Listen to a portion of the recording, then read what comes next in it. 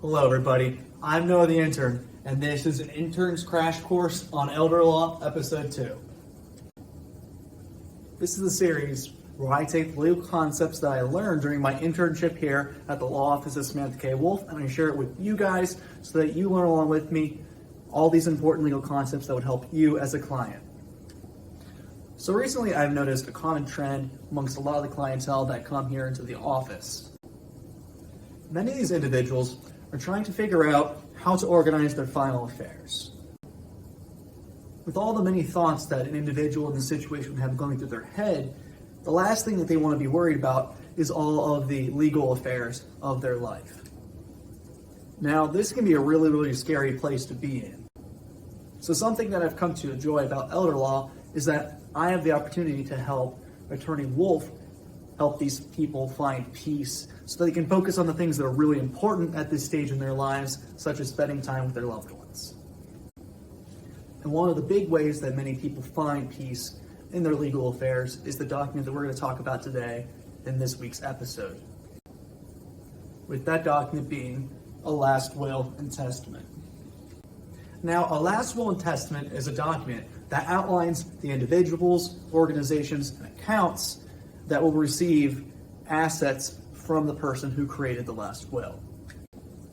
Now, the individual who signs this document, creates the document, is either called the testator if they are a male, or a testatrix if they're a female.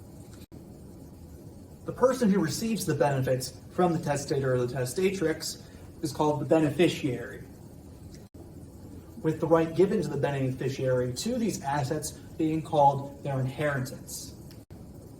Whenever this individual passes away, these assets that are listed within the last will and testament will be given to these individuals.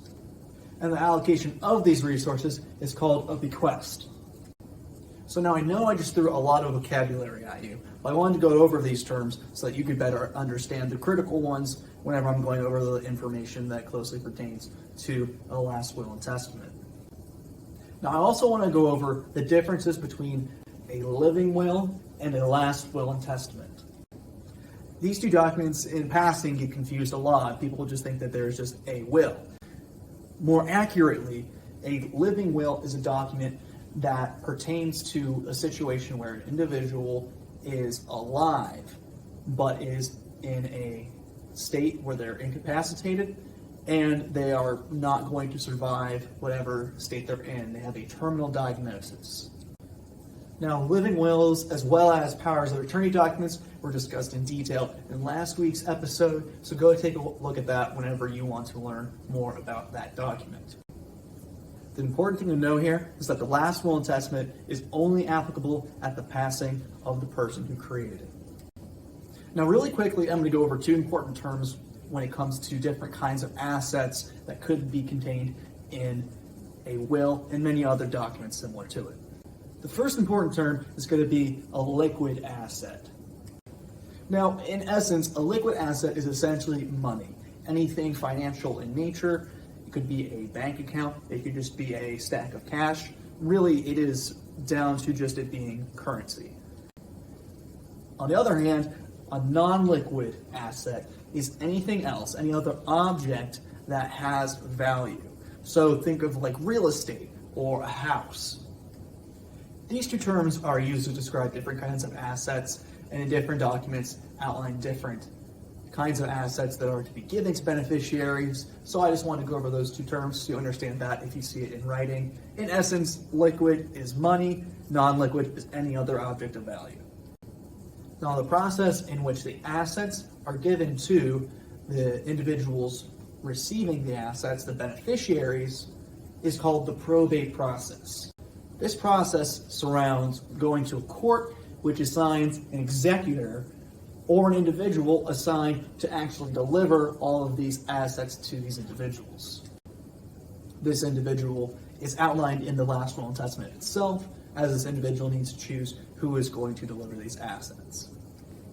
Now, in a situation where there are leftover assets after everything that was written in the last will and testament was given to the beneficiaries that were spoken of inside of it, the residual beneficiaries would receive any leftovers. Generally, these are the children of the individual who passed away, as they would be next in line to claim that property. However, there are ways to obtain assets without going through the court. These assets are called non-probate assets. The first of which that we're going to go over is joint ownership. Now, this is actually really surprisingly common, as whenever an individual dies, if they have a spouse that's still living, that spouse gets joint ownership of all that individual's property. And as such, all the assets that individual owned just goes directly to the spouse. Another document which allows non-probate assets to be transferred is a beneficiary designation. This document is essentially identical in its properties to a last will and testament, where there are the transfer of assets at the death of the signer, or the testator, or the testatrix. However, this document does not require the probate process to go through, and as such, it can put the assets listed within the document into the hands of the beneficiaries much quicker. Because of this, it's generally recommended that individuals use non-probate processes for their assets because of that waiting period, with the probate process not getting the assets into the hands of the individuals quick enough. The court process also, to some people, feel that privacy is an issue, so using a non-probate process is also very useful in that regard. Another critical aspect in which non-probate assets are preferred are creditors. Now, a creditor is any individual representing an organization in which the signer of the last will and testament or any other document is in debt to. For example, say a nursing home, or a credit card, or other things that you can collect debt on. And so a lot of people who are trying to handle the assets of these individuals who have passed away really want to protect these assets so it goes in the hands of the people who really deserve them, rather than these people searching to have their debts paid.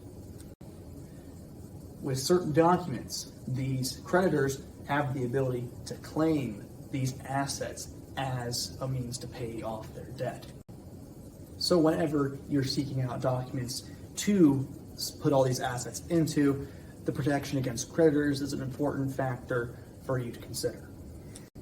Now, the last aspect of last will and testament and similar documents that I want to discuss is a situation where minors are involved in the document itself.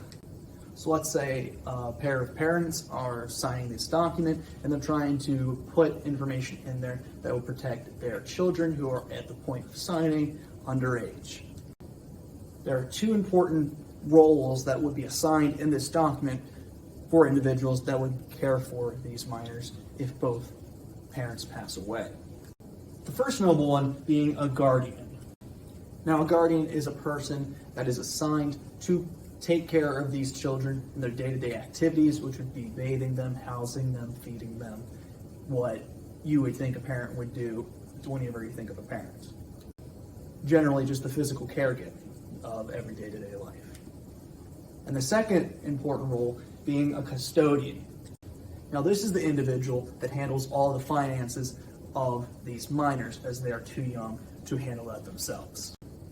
This custodian would have no control of any other aspect of these minors' lives, but they will be able to handle their finances in a way that best suits them and their needs. Now, a person can have a guardianship up until the child has turned 18, and the custodian can have control of the finances up until that child turns 25. And so all of that really encompasses the basic level of a last will and testament and similar documents to it. If any of the situations that I've described in this video sound reminiscent to your situation and you're wondering if a last will and testament is the answer for you to find security in organizing your final affairs, you can contact the offices of Samantha K. Wolf at this number right here or at this website right here. And don't forget to check out the blog post that I made in conjunction to this video right here. I hope you all have a great Father's Day weekend, and I'll be seeing you all in the next episode. I'm Noah the Intern, and I hope you have a great day.